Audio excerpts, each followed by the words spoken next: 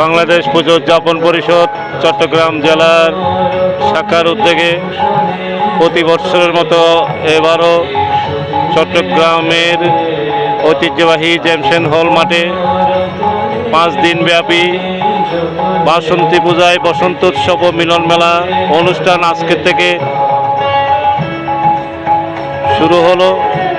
আজকে আমাদের রামকৃষ্ণ মিশন মহারাজের পূজ্যপাদ মহারাজ শ্রীমৎ স্বামী শক্তিদানন্দ মহারাজ আজকে 5 দিন ব্যাপী এই অনুষ্ঠানের এই মহা উৎসবের শুভ উদ্বোধন ঘোষণা করেছেন। এই 5 দিন ব্যাপী উৎসবে আমাদের প্রতিটি পর্বে সাংস্কৃতিক অনুষ্ঠান রয়েছে, পূজা অর্চনা রয়েছে এবং দুপুরে মহাপ্রসাদ বিতরণ হবে এবং মায়ের চরণে অঞ্জলি নিবেদন হবে। 5 দিন ব্যাপী উৎসবে সকলেই উপস্থিত হয়ে জেমসেন হলে মাতৃ আরাধনাকে জাগ্রত করে আমরা সকলেই মিলেমিশে সৌহার্দ্যের বন্ধনে এই উৎসবটা আমরা সম্পন্ন করব।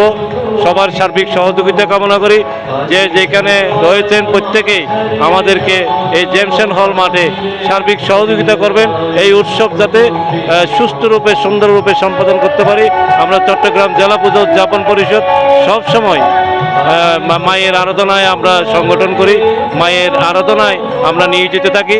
শান্তিপূর্ণভাবে যে কোনো ধর্মীয় অনুষ্ঠান পালনের জন্য চট্টগ্রাম জেলা পুজো উদযাপন পরিষদ প্রশাসনের সাথে সার্বিক সমন্বয় সাধন করে সিন্ধু জনগোষ্ঠীর চট্টগ্রামের প্রত্যেকটা উপজেলায় আমাদের যে সংগঠনের কার্যক্রম রয়েছে সেই কার্যক্রমগুলো সবসময় শান্তিপূর্ণ সৌহার্দ্যপূর্ণ পরিবেশে নিজ ধর্মকে আমরা পালন করি, অন্য ধর্মকে শ্রদ্ধার সহিত রেখে আমরা আমাদের ধর্মীয় অনুষ্ঠানগুলো বছরব্যাপী যে আমাদের অনুষ্ঠান রয়েছে সেগুলো আমরা পালন করি।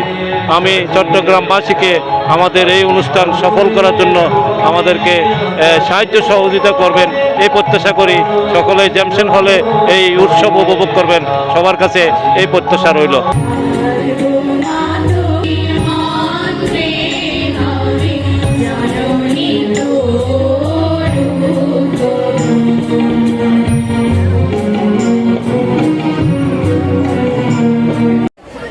চট্টগ্রামে রামকৃষ্ণ মিশন ও সেবাশ্রমের পূজ্যপাদ মহারাজ শ্রীমৎ স্বামী শক্তিদানজি মহারাজ আজকের অনুষ্ঠানে এই 5 দিন ব্যাপী এই বসন্তী পূজায় বসন্ত উৎসব মহোদয় এবং মঞ্চে ভূমিষ্ঠ সাধারণ সম্পাদক শ্রী সুগ্রীব মজুমদার এবং উপস্থিত পূজা উদযাপন পরিষদের পরিচালনা কমিটির কর্মকর্তাবৃন্দ, উপস্থিত সুধীমণ্ডলী মাতৃমণ্ডলী, সকলকে আমি এই বসন্ত উৎসবের বাসন্তী পূজা উপলক্ষে প্রীতি শুভেচ্ছা এবং নমস্কার জানাচ্ছি।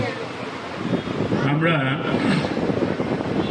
ঢুকেই যে মায়ের প্রতিচ্ছবিটি দেখি, মাঝখানে যিনি মা দাঁড়িয়ে আছেন মা দুর্গা, তার একটা নাম ঘোষণা করলেন, আমার একটা তোমার মতো চাই সন্তান, সেই জন্য ত্রিকাল জয়ী হয়, দীর্ঘজীবী শক্তিশালী এই পুত্র তিনি কামনা করলেন। সেই পুত্র তার হলো সেই মহিষাসুর। সে আবার ব্রহ্মার আরাধনায় তিনি নিহত হলেন।